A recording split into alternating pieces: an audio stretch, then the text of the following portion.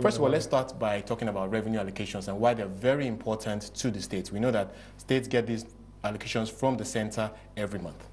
Yes, revenue allocation, federal revenue allocation constitutes something like almost 80% or 90% of state revenues because the tax base is very low and tax compliance is also very low. So internally generated revenues are pretty low compared to federal allocations that come to the states.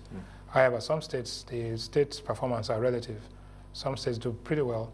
Lagos State, for example, does about 45% of its funding from internally generated revenues.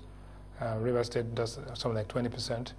But by and large, the federal and state economies are dependent on the amount of revenue they receive from the center. All right, so they're very dependent on those revenues. And here's where the whole discussion of fuel subsidies come in, because those subsidy payments are actually coming out of those revenue allocations. They tend to reduce the revenue allocations. But give us your thoughts on the argument to remove the subsidies altogether to boost revenues for the states. Well, the reason for removal of subsidies is not necessarily to increase revenues for states. Subsidies are reverse taxes. They distort allocation of resources, so they shouldn't be there. Yeah, but that said, the state governments tend to benefit when these states... No, I know. That's the collateral benefit. The real thing is that you shouldn't have subsidies on consumption. You should have subsidies on production, farmers' prices and all of that, not on consumption. If not, you develop a parasitic society. And so having said that, who is going to benefit from that shift in revenues? That money that is being given as subsidies is now being passed as government expenditure and government revenues on the other side. But that is, the removal of subsidies is totally different from the regulation of the industry. Even if you remove the subsidies and you don't deregulate the industry, nothing will change. Isn't it implied when you remove the subsidies that you deregulate? Not necessarily. Because at least you deregulate pricing. You deregulate pricing, margins, and also in the entire template, you scrap the entire infrastructure for managing the subsidy. Because that infrastructure itself is corrupt and it's a haven for breeding all sorts of malpractices.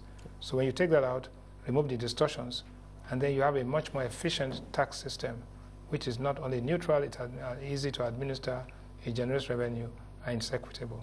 Right. Okay. So the states tend to benefit, and in fact depend on these revenue allocations on a monthly basis to stay alive, if you like. The states and the federal government all benefit, the governments in all. Fine. And the local governments as well. But let's talk a bit about the state governments and how they can develop on their own. We know many states, for instance, Lagos State has a rich base for internally generated revenue simply because there's so many businesses set up here. Yeah. And they get a lot of tax revenues. Similarly, in the case of the oil-producing states like Rivers, etc. But the northern states, many of them are struggling to get significant revenues. What can they do? There's obviously a talk about agriculture being a key focus, and we know that the North was a major base for agriculture in the 60s and the 70s. You see, Nigeria is a fiscally dominant economy.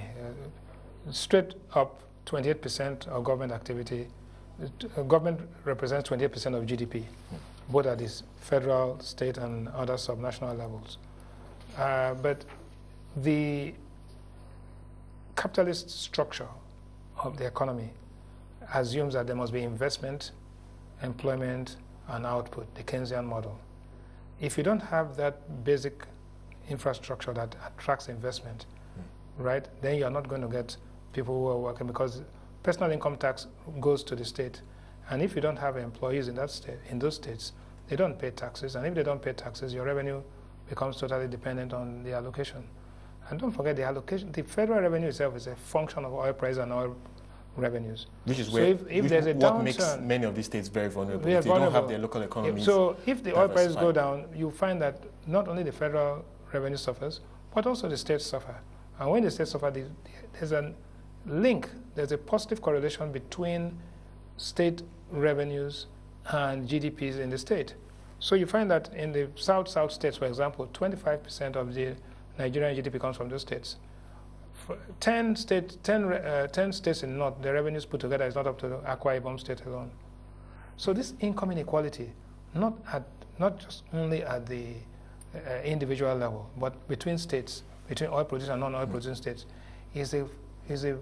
actually it fosters and creates inequality and resentment, and becomes a basic problem of creating political instability. Right.